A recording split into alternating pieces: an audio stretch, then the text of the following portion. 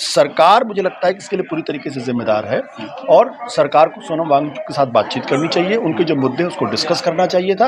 और लोकतांत्रिक आंदोलन हो रहा है, शांतिपूर्ण तरीके से हो रहा है, हिंसक तरीके से हो रहा है, तो सरकारों को उनसे बात करनी चाहिए थी, उनसे बात करके उनकी समस्या का समाधान करना चाहिए, उनको भरोसे में लेना चाहिए था। अगर आप भरोसे पे नहीं लेंगे तो लोगों का गुस्सा भड़केगा। और भी कुछ हो रहा है, क्या हम ये मान सकते हैं कि गवर्नमेंट ऑफ इंडिया का ये पूरा फेल्योर है जो कुछ लद्दाख में हो रहा है? देखिए, हिंसा किसी समस्या का समाधान नहीं है और जिस तरीके से वहाँ हिंसा हुई है वो गलत है। लेकिन एक बात जो सबको समझनी पड़ेगी कि जो लोग आंदोलन कर रहे थे, जो सोनम वांगचुक जैसे लोग आंदोलन कर रहे थे, लंबे समय से आंदोलन कर रहे हैं, लंबे समय से वो अपनी डिमांड को लेकर बातचीत कर रहे हैं। अगर आप उनकी डिमांड को सुनेंगे ही नहीं, अगर आप उनको इग्नोर कर देंगे तो फिर क्या होगा इस देश के अंदर। इसलिए सरकार मुझे लगता है कि इसके लिए पूरी तरीके से जिम्मेदार है और सरकार को सोनम वांगचुक के साथ बातचीत करनी चाहिए, उनके जो मुद्दे हैं उसको डिस्कस करना चाहिए था और उसका समाधान निकालने की कोशिश करनी। 5वीं बार सोनम वांगचुक जो है वो धरने पर बैठे हैं आमरण अनशन। वो दिल्ली भी आए थे, आपने उनको दिल्ली पे भी सड़क पे निकलने नहीं दिया, आपने वहाँ भी उनको रोक लिया था।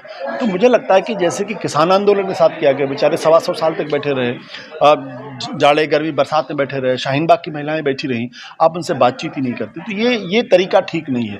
अगर आप इस तरीके पे काम करेंगे तो दिक्कतें पैदा होंगी। जैसे नेपाल में जैनजी सड़कों पे थे, ठीक लद्दाख में भी जैनजी का ही पूरा प्रोटेस्ट था।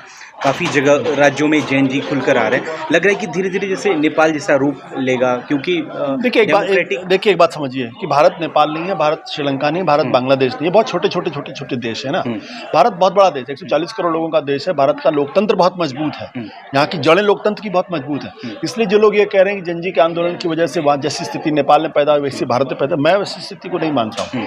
लेकिन मेरा बिल्कुल साफ तौर पर मानना है, अगर कहीं कोई लोकतांत्रिक आंदोलन हो रहा है, शांतिपूर्ण तरीके से हो रहा है, हिंसक तरीके से हो रहा है, तो सरकारों को उनसे बात करनी चाहिए थी, उनसे बात करके उनकी समस्या का समाधान करना चाहिए, उनको भरोसे में लेना चाहिए था।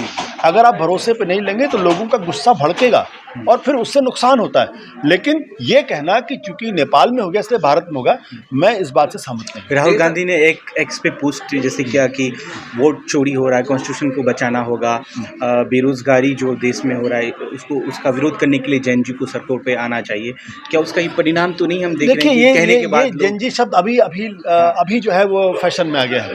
जैनजी का मतलब क्या? युवा, 18 से 25 साल का लड़का, 18 से 30 साल का लड़के। दुनिया में जहाँ कहीं भी आंदोलन हुए हैं, जहाँ कहीं भी क्रांतियाँ हुई हैं, वो इन्हीं युवाओं ने की। जयप्रकाश नारायण के आंदोलन में युवा नहीं थे क्या? जब अन्ना का आंदोलन तो युवा नहीं थे? जैनजी भी एक फैशनेबल शब्द आ गया है नेपाल में, चूंकि उसको बहुत बड़े पैमाने पर लोगों ने इकट्ठा कर लिया। बट युवा हमेशा ही जो है वो सबसे पहले सड़क पे आता है और वो सड़क पे आंदोलन करता है। वोट चोरी को कैसे देख रहे हैं? लग रहा है कि देखिए, अभी तक जितनी चीज़ें मिल रही हैं उनसे ये शक तो पैदा होता है कहीं ना कहीं कुछ ना कुछ गड़बड़ है।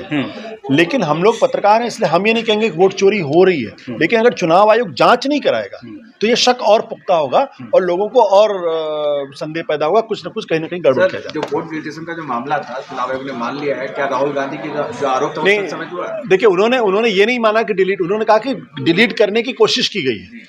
तो डिलीट करने की कोशिश की गई तो सवाल ये उठता है कि क्या आप ये पता लगाने की कोशिश नहीं करेंगे किसने डिलीट करने की कोशिश की, कौन लोग थे? क्या कोई संगठित गिरोह था, कोई अपराधियों का कोई कुछ लोग थे? जब तक आप इन्वेस्टिगेट नहीं करेंगे, तो मेरा प्रश्न इसी बात को लेकर है कि चुनाव आयोग इन्वेस्टिगेट क्यों नहीं करता इस बारे में? पता तो करें कौन लोग थे जिन्होंने कोशिश की। पहले तो आरोप कोई खारिज कर रहा था, इसीलिए मैं कह रहा हूं, जब आप आरोप खारिज करेंगे, इन्वेस्टिगेशन नहीं करेंगे तो फिर संदेह बढ़ेगा। कल जो ईसी ने सर कहा है और आधार से लिंक कर दिया है कि वेरीफाइड करना पड़ेगा, आप क्या मानना है कि राहुल गांधी का जो आरोप था सही साबित हुआ और चुनाव आयोग को मैं ये नहीं कहूँगा सही साबित हुआ, लेकिन कम से कम इलेक्शन कमीशन को थोड़ी अकल तो आई है। उनको ये तो हो रहा कि भाई लोगों के मन में संदेह बढ़ता जा रहा है, इसलिए इसको ठीक करने की जरूरत है। अब सही है गलत है राहुल गांधी के आरोप, तभी पता चलेगा जब जांच होगी पूरी तरीके से। जब तक जांच नहीं होगी तब तक मैं ये मानूंगा कि राहुल गांधी जो आरोप लगा रहे हैं उसमें दम है। या तो आप जांच करके राहुल गांधी के आरोपों को पूरी तरीके से खारिज कर दीजिए, तब तो मैं मानूंगा। लेकिन अगर आप जांच नहीं करेंगे, जांच से भागेंगे तो संदेह पैदा। Thank you.